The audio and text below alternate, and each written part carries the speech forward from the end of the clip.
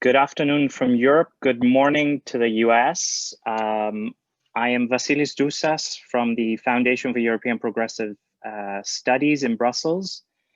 Thank you all for joining us for day 2 of our annual State of the Union's conference, co-organized by FEPS and the German Marshall Fund of the United States. I don't know how many of you tuned in to yesterday's discussion that focused more on the domestic dynamics and consequences of the US election of past week. Today, we're going to focus more on foreign policy, the transatlantic relationship, and of course, the transatlantic dimension when it comes to the future of the multilateral system, which both partners, the US and Europe, have always been critical parts in leading, but also building. Let me say big thanks to the wonderful team at GMF and my own colleagues at FEPS, who have worked tirelessly to bring us all together. And many thanks to all of you for showing up. We have a great group of people with us today to help decode, in a way, what comes next after this momentous but not entirely decisive election, decisive at least in terms of what many people expected, the repudiation of the creed of foreign policy the outgoing occupant of the White House has promoted for the past 4 years. Before I give them the floor, or before I introduce them rather, let me say that you can always submit your questions through the Q&A function. After a round of initial interventions, some follow-ups, I'll open up the Q&A. So feel free to submit your questions there. Always identify yourself and ideally who you want your question to be answered by. Now, turning to the panel, as I said, we have a great group of people. Let me briefly introduce them. We have Ambassador Victoria Nuland, who's a senior counselor at the Albridge Stonebridge group. Who's also a former Assistant Secretary of State for European Eurasian Affairs at the U.S. State Department. We have Jamie Fly, Senior Fellow and Senior Advisor to the President at GMF. We have Maria João Rodrigues, who's the President of FEPS. And last but not least, we're joined by Ambassador Stavros Lambrinidis, who's the EU Ambassador to the U.S. Now we have about 55 minutes ahead of us, so I'm going to start quite quickly by turning to Ambassador Nuland.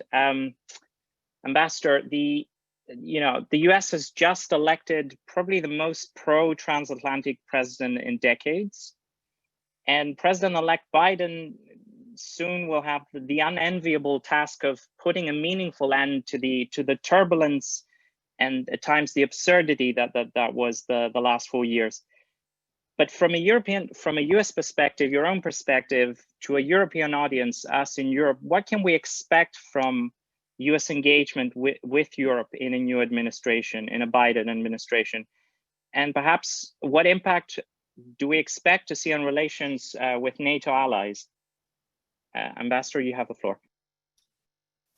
Well, thanks, Vassilis. It's great to be with FEPS and with GMF and with my friends and colleagues here on the panel. I want to start by saying that I am not speaking today for President-elect Biden or for the transition team around him. I am going to give you my views based on what has been said publicly and lots of time working with the president-elect during the Obama administration. So let me just start there. I think the obvious point is that Joe Biden, in his bones and in what he's already said, is the human repudiation of the America first, America alone policy of the Trump administration. He is, as you said, firmly committed to the transatlantic alliance and considers himself one of its builders and architects. You can expect, I think, very early, within the first quarter, a visit to Europe, which will include G7, EU, NATO, an effort to reinforce his firm commitment that the United States should pursue its security, its prosperity, support for its values and global rules of the road around the world with its closest allies, with the great democracies, and that Europe is a linchpin for that, a reassertion, obviously, of the commitment to Article 5. I think you will see a very quick assertion of a new agenda and a hope that Europe will join in that agenda. Obviously, first and foremost, beating this pandemic and trying to do it jointly and do it quickly.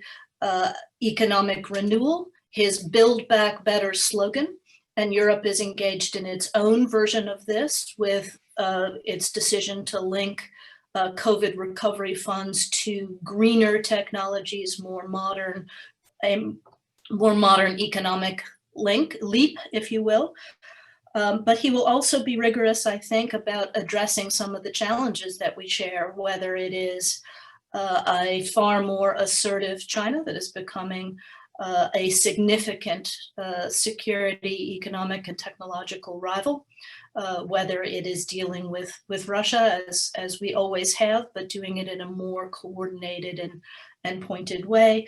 The challenge of technology, ensuring that the technological rules of the road favor freedom in the first instance, but also that there is a fairness built in. And there will be some effort to ensure that as the EU moves forward on these issues, that we do things jointly, that we are not cutting at cross purposes or setting up some of these rules in ways that penalize each other, but instead trying to build a community jointly that sets rules that make it harder for the authoritarians to use these technologies to hurt us or to expand their surveillance systems, et cetera. Obviously, the green agenda is huge as part of economic renewal. He has said he will come back into Paris on day one, but that's just the beginning. And then there are lots of Middle East challenges from, Iran, and what do you do about the JCPOA? What do you do about Iran's territorial march, et cetera, the Russia-Iranian joining to the fact that the Middle East is bleeding in many, many places. So there's a huge amount of work to do. I would just put two other points on the table that have to be thought about. One is, this will be the first democratic administration post-Brexit, and there will be an interest in ensuring that we end up in our transatlantic conversation with a three-legged stool, the US, the UK, the EU, and that we're finding a way to pursue all these issues in common. So can the US play a role in cementing the UK into a strong role in defending our security, our prosperity, our values, and not end up with little England or with more spinning across the channel? And then there are the trade issues, where there has been signaling that there will not be a renewed effort at a huge, big trade deal, but we do have significant issues that have to be worked through, and we have far too many regulatory barriers against each other. So what can we do in the transatlantic space, but also with our Asian allies, to ensure that we are renovating our economies and building back better in a way that reduces the frictions and the barriers without having to get into endless negotiations over it. So I'll just pause there. Many thanks, Ambassador. Just a quick follow-up on that. Do you expect this new agenda domestically, also foreign policy-wise, as part of the incoming administration, but also vis-a-vis Europe, to be an easy endeavor? And I'm mostly referring to two things. One is the fact that, many people saying it has become within a week the new cliche within the blob that, Trump may be gone, but Trump is here to stay. So some features of the Trump administration are here to stay, whether we want them or not. And secondly, you also talked about, trade cooperation, but also some thorny trade issues vis-a-vis the EU. Just today, we had the EU imposing or announcing it's imposing billions in tariffs on US products and prolonging in a way the Trump trade war despite the Biden victory. Also just today, we had the Commission unveiling antitrust charges against Amazon. So these are thorny issues that somehow need to be diffused going forward. But do you expect this whole endeavor to be easier than many people think? No, I think it's going to take a lot of work, and it's going to take a lot of flexibility.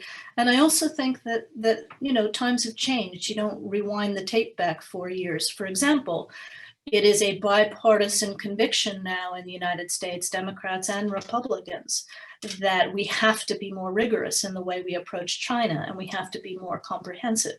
I think Europe is coming around to that, but we don't have the structures together to address the trade issues, the technology issues, the infrastructure issues, the protection of our critical pathways together. And sometimes when you're working together, that's when the hard work works. That Washington may, after a period of spitting on Europe, be actually more demanding in what it is asking. And I agree with you that the technology issues are going to be particularly thorny. Everything from how you deal with privacy to how you deal with tax, antitrust, all of those things. But ideally, we will build some rules of the road together, because the larger challenge out there is coming from the authoritarians, is coming from China, Russia, Iran, who want to abuse these technologies for their own purposes. So we in the democratic world have to get our act together, and it has to be fair and open, protect our citizens, but also make use of these great technologies, including the ones that are applicable for security, artificial intelligence, quantum, et cetera. So yes, I think the Biden administration may be more demanding than allies are expecting, but in a good way, in a way that has confidence in Europe to be our partner in meeting the great challenges. All right, many thanks. Let me just now turn to Jamie Fly. Jamie, Ambassador Nuland spoke of a new agenda. The Biden administration is going to move quickly to assert a new agenda. As part of this new agenda, which we all understand is in the making, what role do you see for the US to play on the global stage post-2020? And perhaps with a little bit of focus on the issue of multilateralism, multilateral institutions and arrangements, which has been a very evident area where the Trump administration, to put it bluntly, has wanted to wreak havoc. So what's your take on this?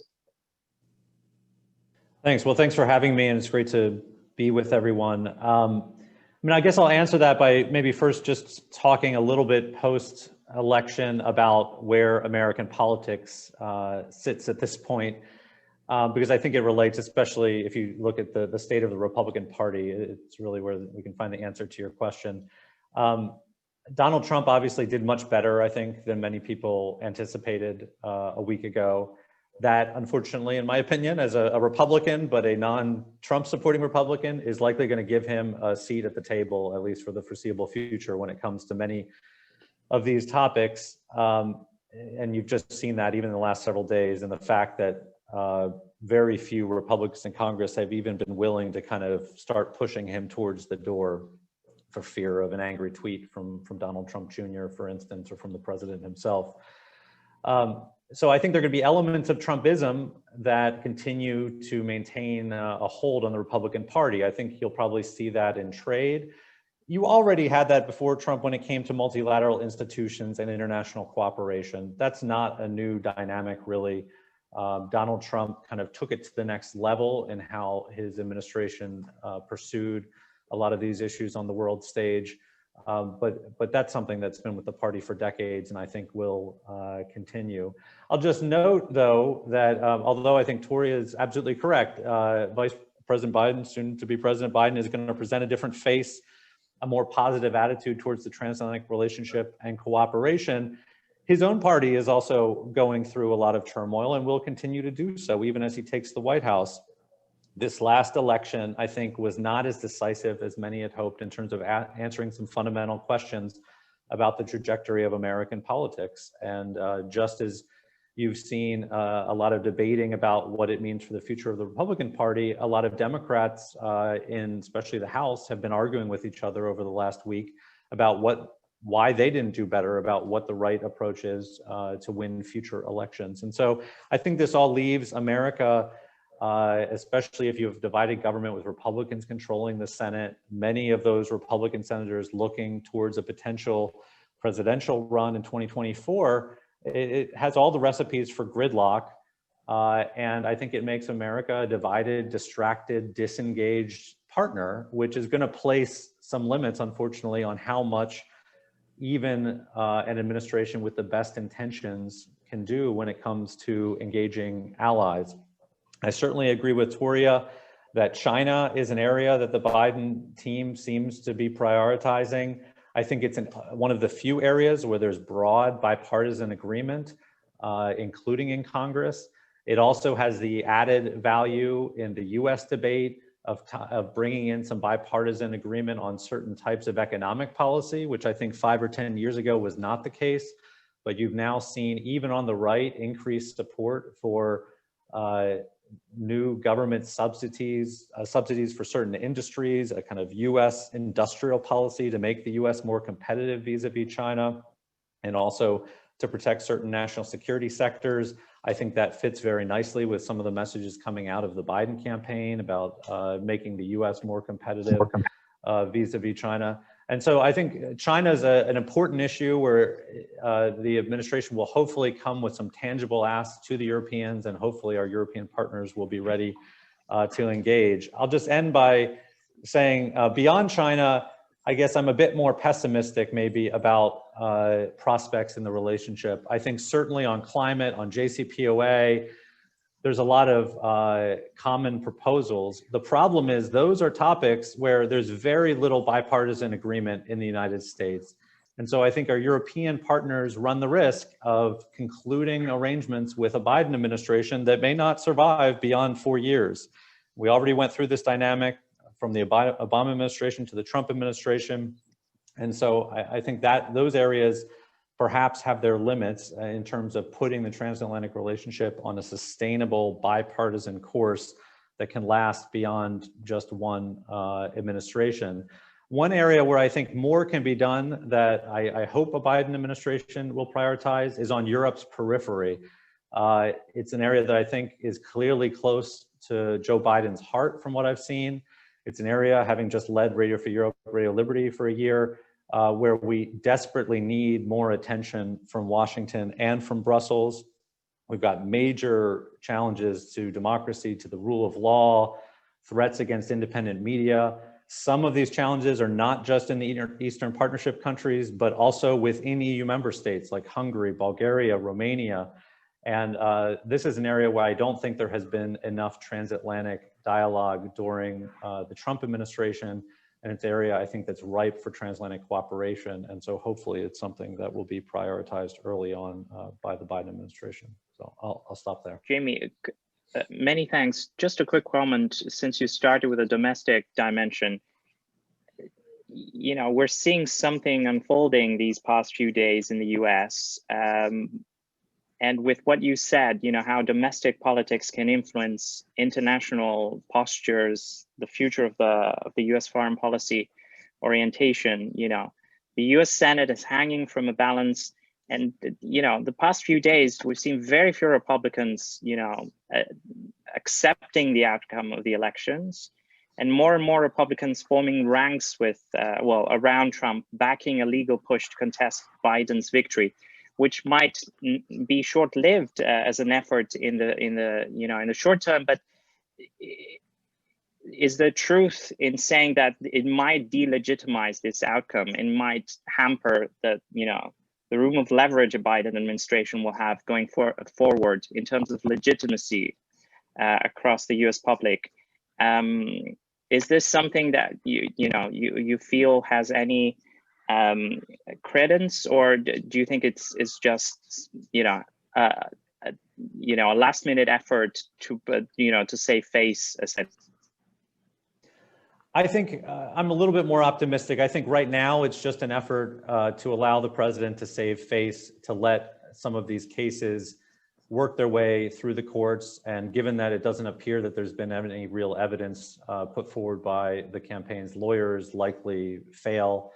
I think we'll know more in a couple of weeks. If we're still debating this issue 3 or 4 weeks from now, I think we'll have bigger problems.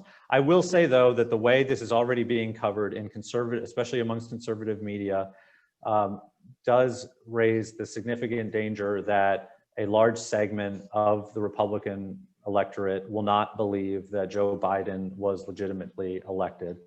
That was going to happen anyways because of the way that President Trump handled himself during the campaign and already started to plant seeds of doubt.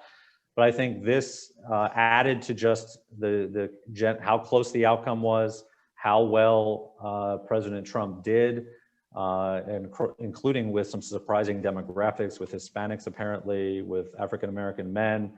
I think it's going to make it more difficult for Republicans in the Senate to find areas of common ground with a Biden administration. But I think we'll know more in a couple of weeks about how much damage will be done. It's too early to tell at this point. All right, many thanks, Jamie. Now let me turn to the Europeans of the panel. Ambassador Lambrinidis, let me start with you. Following this period of turbulence in the bilateral relationship, and looking ahead, what do you think, could or perhaps should substantiate this new joint transatlantic agenda that Ambassador Nuland spoke of going forward? Well, I think, and please, if there's an issue with connection, let me know, because I've been having some issues. I think there's both a very positive agenda that has to be pursued immediately, based on the joint interest that we have as the biggest economies in the world, the most connected, to get out of COVID stronger. The European economy and its recovery is going to be the biggest, most important boost to the U.S. economy as well, if we are successful, and vice versa. We have tremendous interest there. We have to keep the trade between us and the investment open, even as we re-examine supply chains and resilience and all those things that COVID has made us do. And we must not fall into the dangers of becoming protectionistic, but certainly work more closely together.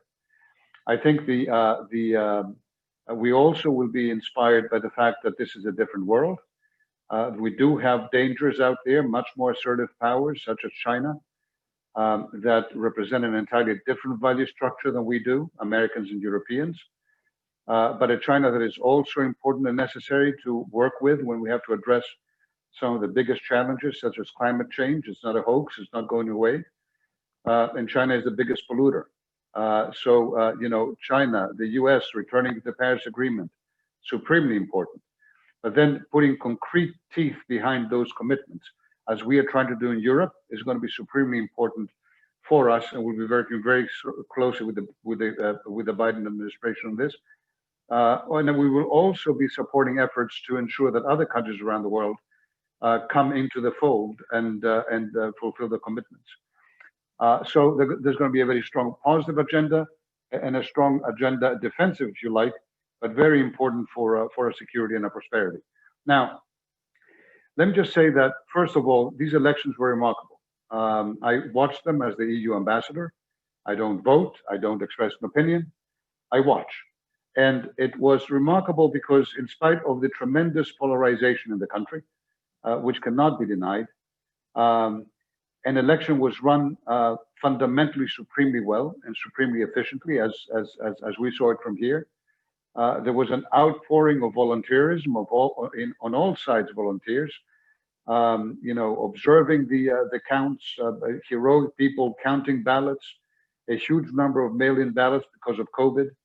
And yet it all happened fundamentally, remarkably smoothly. And more people voted, in fact, than ever before in U.S. history, I think. And we have to remember this as Europeans, which is because it is important. And so what is also important is what's going to be happening now in these weeks as well, the smoothness of the democratic transition. And I say this because keep in mind, when I say that there are countries out there that are trying to export right now very different governance values than Americans and Europeans hold, those countries are looking at what we do, and they relish being able to argue that our democracies are dysfunctional, that we are polarized to the extent that we are paralyzed. And you know what? Yeah, maybe they're not that free, but at least come to us, come to us. It's more kumbaya. In the end, people get a little more money, a little less freedom, but it's okay. So it's not okay. It's not okay. And we have to be vigilant in the US and in Europe to ensure that we protect our democracy and that we project around the world that these are functioning democracies. So I was very pleased to see how the election process went up to now. A woman, a black woman, an Indian woman, for the first time becomes vice president. Let's not forget about the struggles and the emphasis that Europe and the European Union has been placing on women's rights and women's empowerment around the world in all our policies. That is a remarkable thing, and a remarkable thing to note. It's shattering ceilings, and it's very important. Like we shattered the ceiling with Ursula von der Leyen being being the president of the Commission, or heck, Maria João being the president of FEPS. And Maria João, so great to see you. Now. Toria mentioned that the Biden administration will be coming back with some important ideas and asks for Europe. And I would say that's going to be great. And at the same time, I can assure you that we as Europeans are already preparing ourselves a positive proposal, agenda to the next administration to work on things. And that is a result of the fact that the past 4 years have changed not just the US and not just the world, but Europe as well.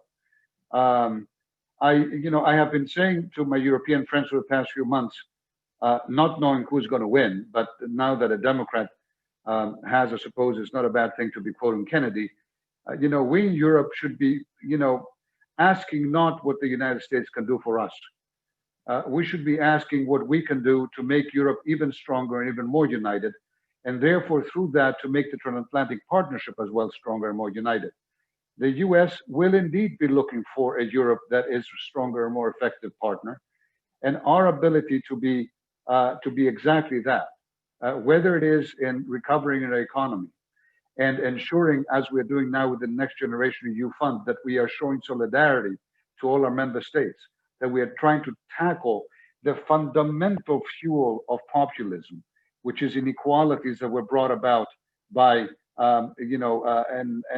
unhindered globalization, an issue that has been discussed here in the States as well very strongly.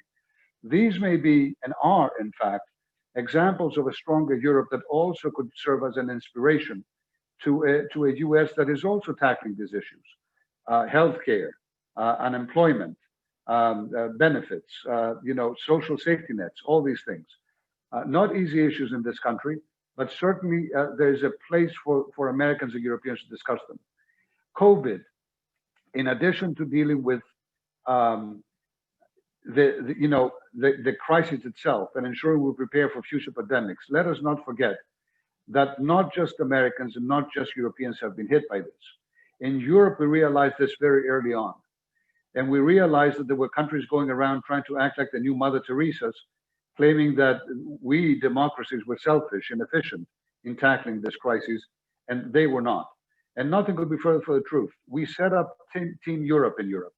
We have given more than 35 billion euros to the WHO, to poor countries around the world, to boost their health system, to boost their social safety nets, because they are suffering as much as anyone else. And if we don't manage to show leadership in eliminating the virus from everywhere, even if we manage to do it in our borders, the crisis will not be over. So in that sense, I think, and I hope that the US comes into COVAX, ensures that we all work together in establishing our leadership around the world, a humanitarian, a solidarity leadership to all these countries who are sitting on the fence and are wondering who are the ones in the big crisis who can support them. You want to take an issue like the environment. There I see a tremendous possibility of cooperation. And I think that the EU is in a position with its own innovation in this field, both economic innovation, business innovation, regulatory innovation, to be able to be talking to the United States and to be coordinating together our approaches. A carbon border tax that we are discussing in Europe is not something that the US should not be discussing. They should as well. We have to make sure that as we try to transition, we can create a level playing field around the world.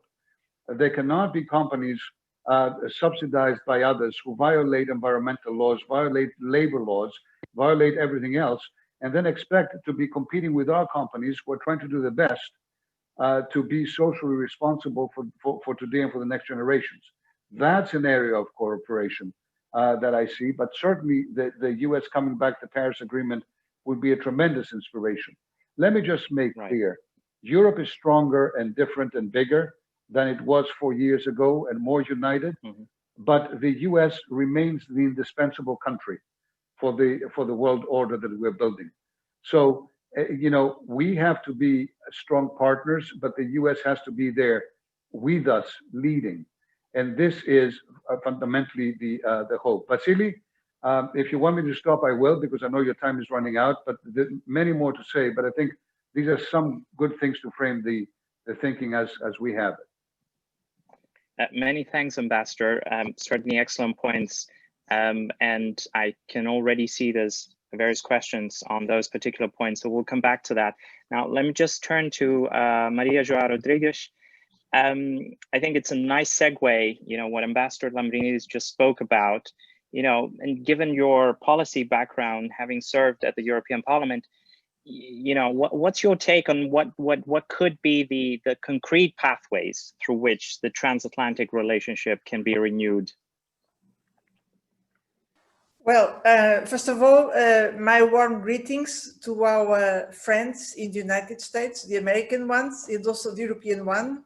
Stavros, big greetings also for you, our ambassador there. Great times for all of us. I must say that we are still digesting the outcome of this turning point in the United States, but from the European viewpoint, this is perceived as a big moment of relief and also of hope, I must say. Relief because we were going to difficult times, having for the first time in history, an American president conducting a kind of systemic challenge to the multilateral system in different important fronts. The climate, the trade, the migration, the culture, the security with the Iran deal, and then the last straw in the coffin, it was the health and the pandemic's lack of cooperation. Now, from the European viewpoint, election of someone like Biden brings a lot of hope. And we already see important signals of this turning point when it comes to the climate, when it comes the cooperation on the pandemics, when it comes the way to use a vaccine, if this is really confirmed. And also when it comes organizing a full international cooperation to deal with the unfolding social and economic crisis. So I do think that we have many reasons for hope and for resetting our relationship with our strategic, crucial partner as the United States are. Now, if you ask me which are the areas where we can reset this partnership, let me tell you, I think there are many. From the European viewpoint, I don't think that the European Union should just wait. The European Union needs to be active, proactive about this.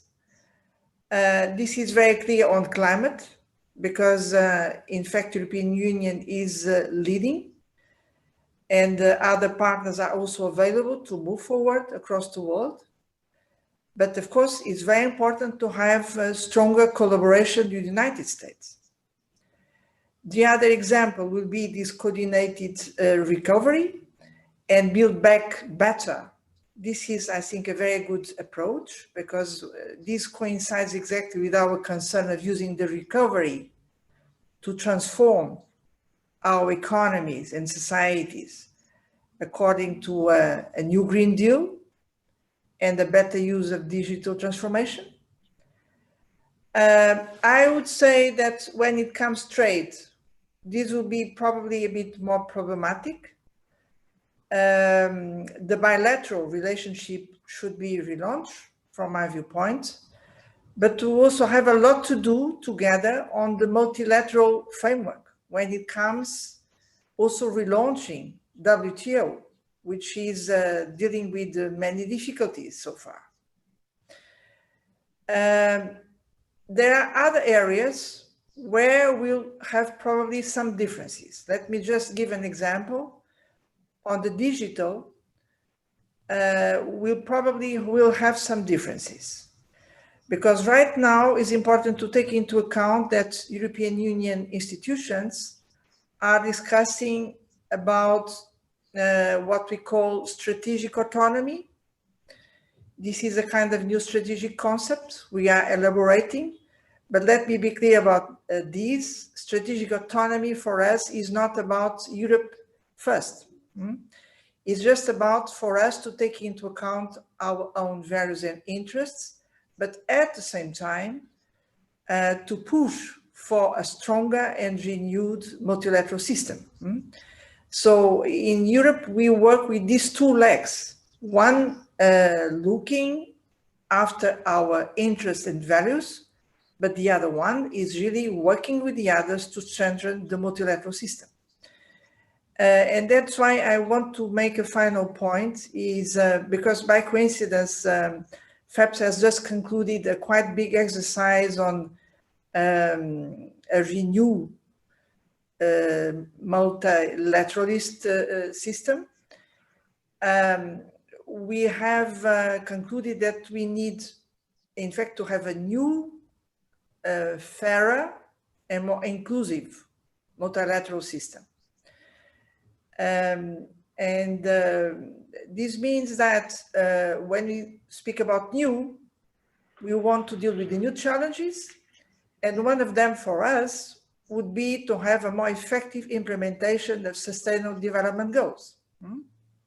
Also making a better use of the digital solutions. This is an area we would like to have more cooperation with the United States.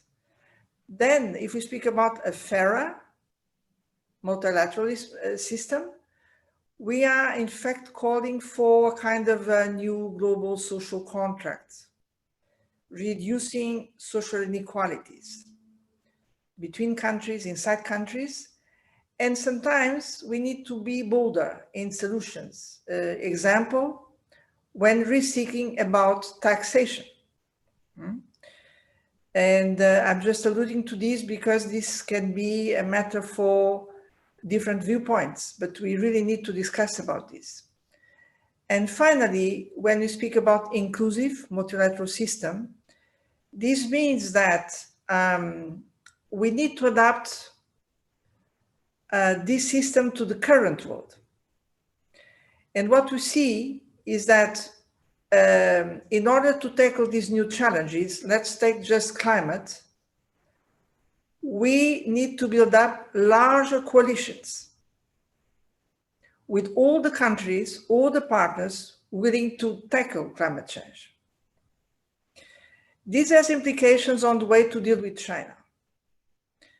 Because from our viewpoint, China is certainly a major competitor, but can also be a partner for different purposes. Even at the end of the day, we have fundamental differences. And that's when the partnership with the United States is so important. Fundamental differences when it comes to democracy, fundamental rights, or intellectual property rights. So this is where we are now. in the current discussion in the European Union regarding the big good news coming from the United States. And I consider that a roundtable like our is today a very interesting input. Many thanks, Mr. Rodrigues. I think we've received many questions. I'm going to start with an area of cooperation where there's a lot of need for transatlantic partners to do better. But for obvious reasons, many of you have certainly alluded to many of the obstacles remaining. There is some ambivalence. Mr. Rodrigues spoke about European strategic autonomy. We have a couple of questions focusing precisely on that. So the first one is addressed to Ambassador Nuland by Mr. Terry Stamatopoulos. He's asking whether a Biden administration, should go back to a stronger Europe means a stronger NATO, or whether, the White House should support building more collective European defense capabilities. And I think that ties well in with another question by Valeria Jagisman from Voice of America. Again, asking what the expectations from a Biden administration can be regarding the policy towards Eastern Europe, US troops in Germany, Russia, and the like. So, Ambassador Nuland, why don't you start with those? And these are questions for everyone. Everyone sort of alluded to this problematique, so feel free to take. Thanks, Vassilis, and greetings to Ambassador Stamatopoulos, who was my colleague and friend of many years when we worked together at NATO. Look, I don't think for a Biden administration it necessarily has to be an either or. You'll obviously have a renewed US investment in NATO and a commitment to our shared defense. I don't think that the Biden administration will be any less rigorous on the 2% of gross domestic product floor.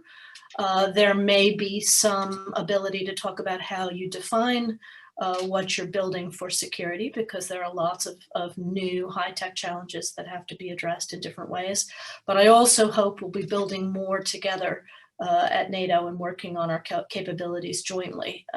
That said, we have said before Trump, across two administrations, first George Bush 43, who I worked for as ambassador to NATO, and then across the Obama administration, that the United States has nothing to fear from increased European defense capabilities and its ability to work autonomously to protect itself and to deploy overseas, because any capabilities built for Europe to use on its own are also available to NATO or available to the UN. What's important to the United States is that as Europe begins its own build back better, that attention be paid to maintaining strong defense budgets and seeing security cooperation and security investments as part of the way that you stimulate your economy and you get people back to work and you innovate and go to next generation, and that we do that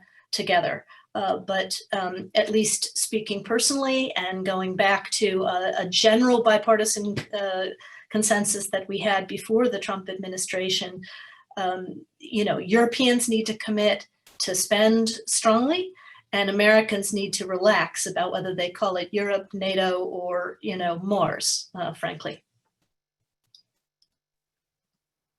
Many thanks, and I guess it's very timely that the European Council just recently announced that it has set conditions for third state participation in PESCO projects, for example. That could be a good step going forward.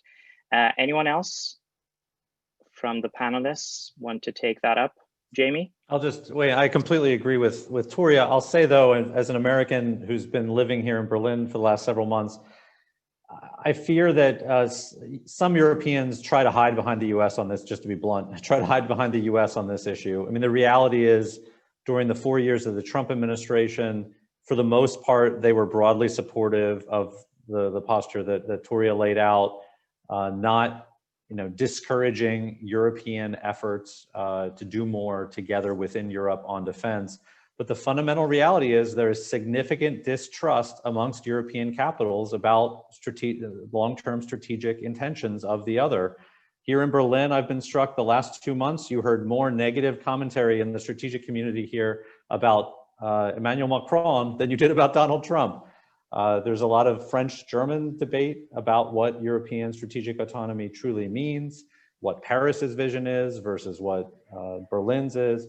And so some of this is just a European conversation that needs to proceed rather than hiding behind certain US administrations. And so hopefully a Biden administration, given its reaffirmation of strong US support for NATO, will allow some of that European debate to again restart. But I think a lot of the future of European autonomy is going to be decided here in Europe amongst European capitals. If they can come to an agreement, it's not going to be determined in Washington. But I can say, Vassilis, just very quickly, I can say that nevertheless, in the past couple of years I've been here, I've been asked to explain numerous times to U.S. interlocutors our very important efforts in Europe on something we fully agree on altogether. To invest more together in defense, to research and develop more together, to produce more together, and to deploy more together. And that's the so-called PESCO and EDF initiatives. And they have not always been received that positively. And I think that what Toria said is very encouraging, because indeed, the Europeans began spending more on the defense from 2014-15. When Russia invaded Ukraine. I mean, it was quite clear from there to us that we had to take much better care of our own defense. But then we also realized that it's not just the amount you spend, but how efficiently you spend it.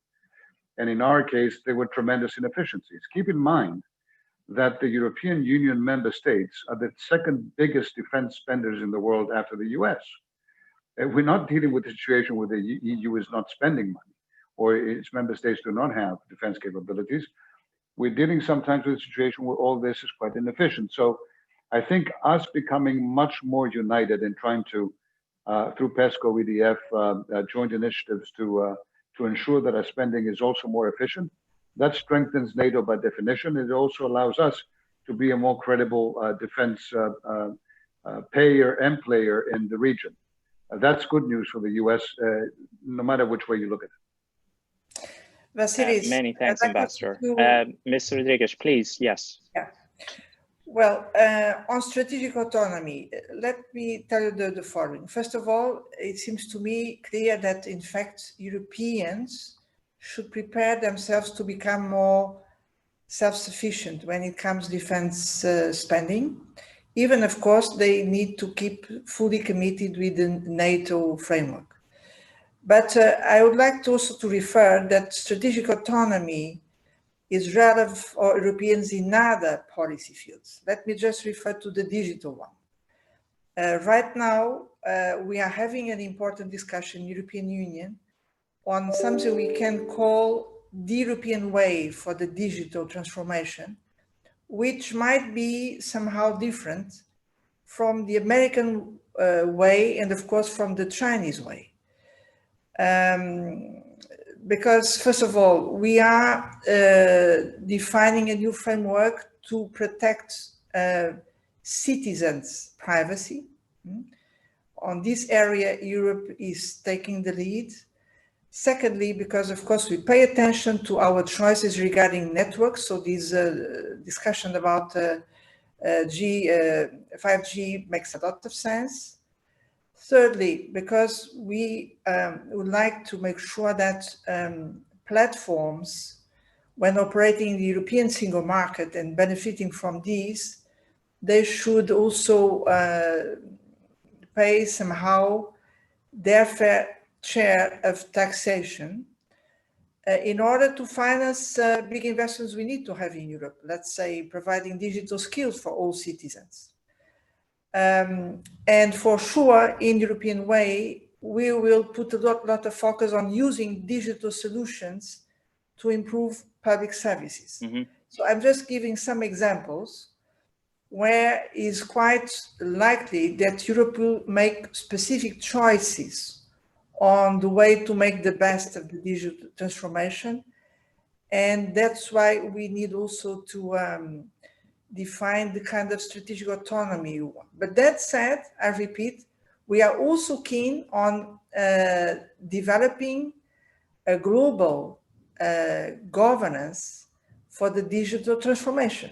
So again, I'm coming back to our concern with updating the multilateral system. Many thanks, Ms. Rodrigues. Certainly a lot. It's a very healthy discussion. It's bound to continue for months and years to come. But certainly, even from your reactions and some of these questions, I think there's considerable thirst for both transatlantic partners to do more together and to do better those things that they choose to do together. Perhaps a quick comment, because we have about 3-4 minutes left on environmental politics, certainly a priority for many Europeans. There is talk that the Republican Senate will mean less action on the U.S. side when it comes to climate action, when it comes to rejoining on upgrading the ambition within the Paris Agreement framework.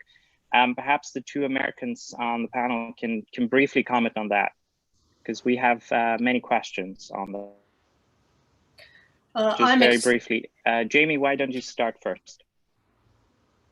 I'd be rather pessimistic. As I mentioned before, I'm sure the Biden administration will re-enter Paris, will prioritize climate, but climate is one of the issues where, unless the Biden administration comes up with some new proposals which haven't been debated in American politics thus far, there's really no bipartisan common ground, or very little, on climate at this point.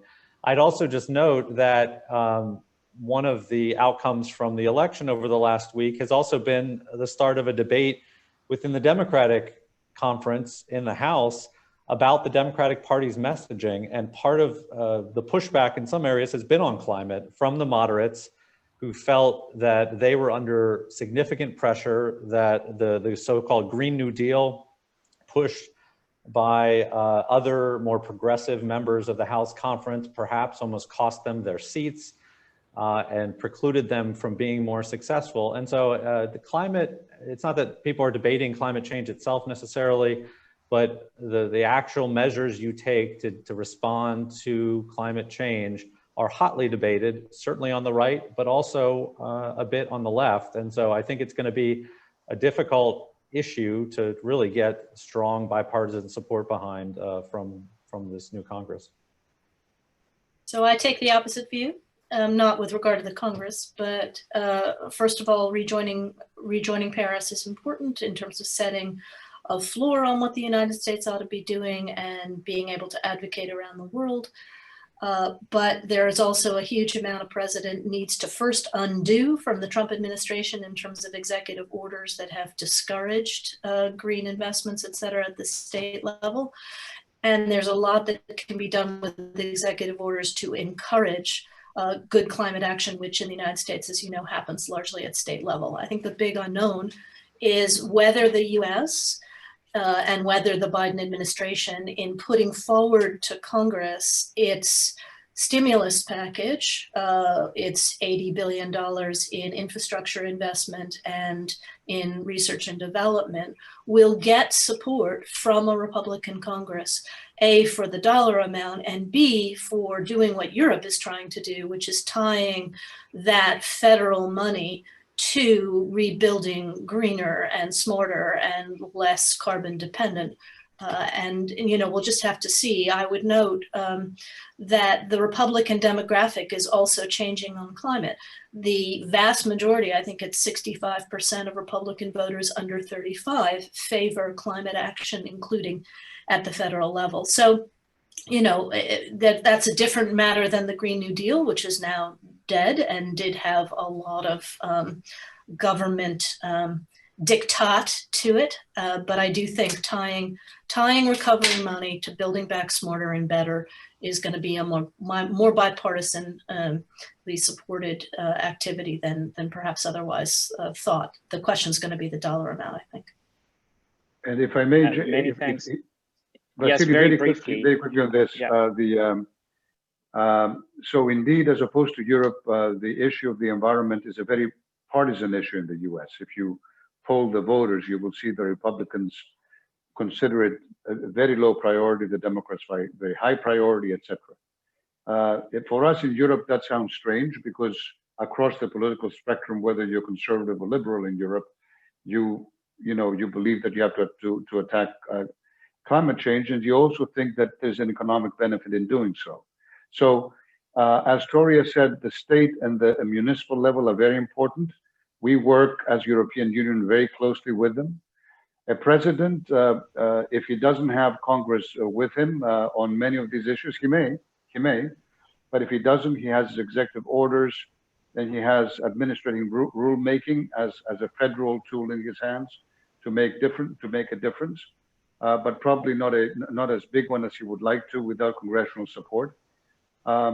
But there again, I see a tremendous opportunity for cooperation. There are states around this country, and this is an argument that has actually failed to penetrate, I think, who belong in a U.S. state climate alliance of sorts, right?